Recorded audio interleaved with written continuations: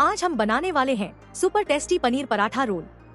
एक बार आप इस तरीके से यह रोल बनाकर जरूर देखिएगा, बहुत ही टेस्टी बनता है।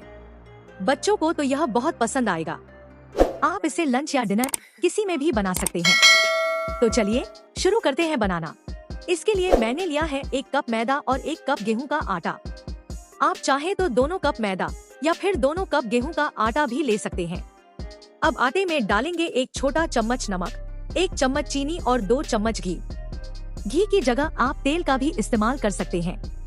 अब सब चीजों को अच्छे से मिक्स कर लेंगे। इसके बाद थोड़ा थोड़ा पानी डालते हुए एकदम सॉफ्ट आटा लगाकर तैयार कर लेंगे। आटा लगाने के बाद इसे 2 से 3 मिनट तक अच्छे से गूंथ लेंगे ताकि यह एकदम स्मूथ हो जाए। शुरुआत में आटा हाथों पर थोड़ा सा चिपकेगा, लेकिन जैसे जैसे आप इसे गूंथते जाएंगे यह हाथों पर चिपकना बंद कर देगा।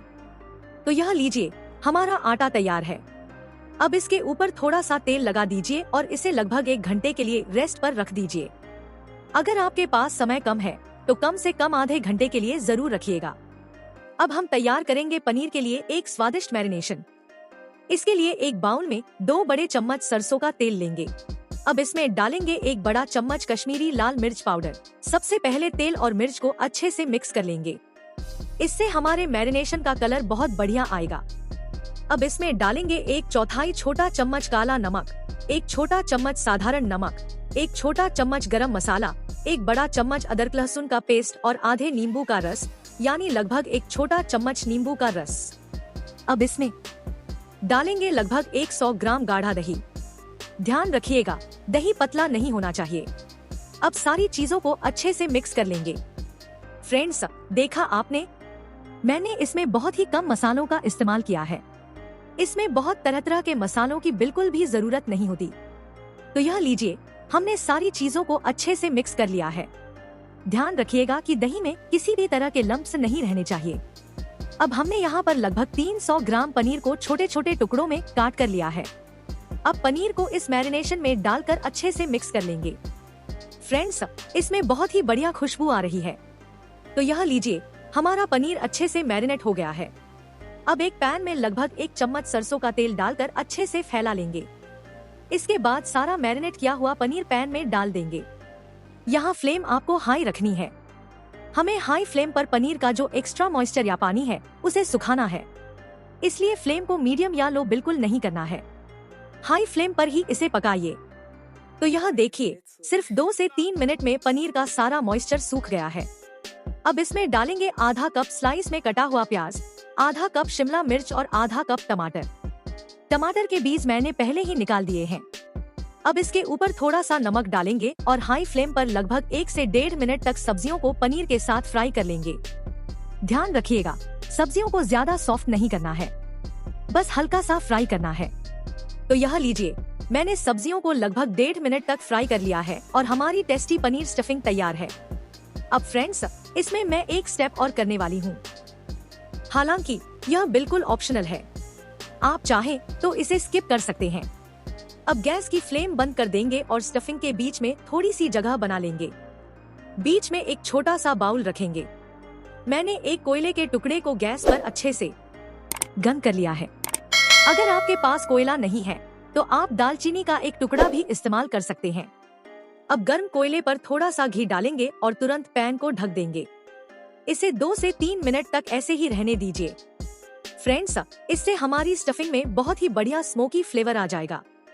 लेकिन ध्यान रखिएगा, यह स्टेप बिल्कुल ऑप्शनल है। तो 2 से 3 मिनट हो गए हैं।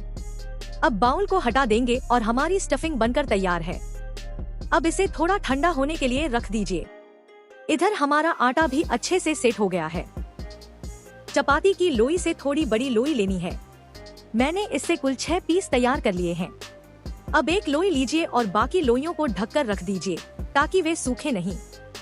अब इस पर थोड़ा सा सूखा आटा या मैदा लगाकर एक बड़ी सी रोटी बेल लेंगे। अब इसके ऊपर थोड़ा सा तेल या घी लगा देंगे। इसके बाद ऊपर से थोड़ा सा सूखा मैदा या आटा छिड़क देंगे। मैं यहाँ मैदे का इस्तेमाल कर रही हूँ। अब इसे अच्छे से फैलाइए और इस तरह से रोल करते जाइए। जैसे हम लच्छा पराठा बनाते हैं, बिल्कुल उसी तरीके से हमें इसे तैयार करना है।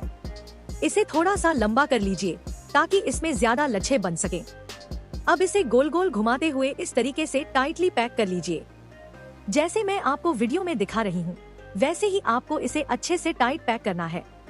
तो सिंपल तरीके से हमें लच्छा पराठा तैयार करना है। इसी तरह बाकी सारी लोइयों को भी तैयार कर लेंगे। तो यहाँ देखिए, मैंने सारे 6 पराठों की लोइयां तैयार कर ली हैं। अब एक लोई लीजिए, उस पर थोड़ा सा सूखा आटा या मैदा लगाइए और इसे बेल लीजिए। बेलते समय जरूरत पड़े तभी मैदा या आटा लगाइएगा।